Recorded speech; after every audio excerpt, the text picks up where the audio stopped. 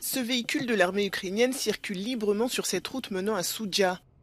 La ville russe, située à une dizaine de kilomètres de la frontière, est désormais contrôlée par les soldats ukrainiens depuis leur incursion surprise à Koursk il y a une dizaine de jours. Alors que cette offensive interroge, Volodymyr Zelensky s'explique, l'objectif est de créer une zone tampon pour empêcher les attaques de l'armée russe.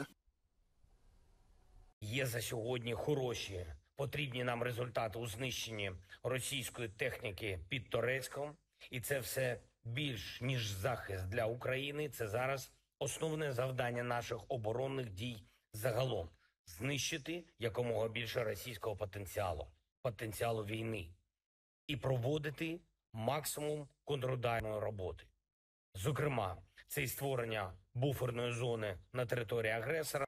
Sur ces images diffusées par Kiev, la destruction d'un pont dans la région de Koursk, l'armée ukrainienne affirme avoir détruit cet édifice stratégique dont le lieu n'a pas été divulgué, la date de l'attaque non plus. Vendredi, Kiev avait déjà affirmé avoir détruit un autre pont stratégique.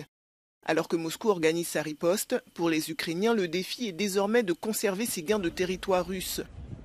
Cette incursion a plongé les habitants de la région de Koursk dans le désarroi. De nouvelles évacuations ont eu lieu, comme ici dans la ville de Tambov, qui a accueilli une centaine de personnes. Selon le ministère russe des situations d'urgence, elles seront relogées dans des centres d'hébergement temporaires et pourront bénéficier d'une assistance médicale et psychologique. Au total, depuis le début de l'incursion de l'armée ukrainienne le 6 août, plus de 120 000 personnes ont été évacuées de la région de Koursk.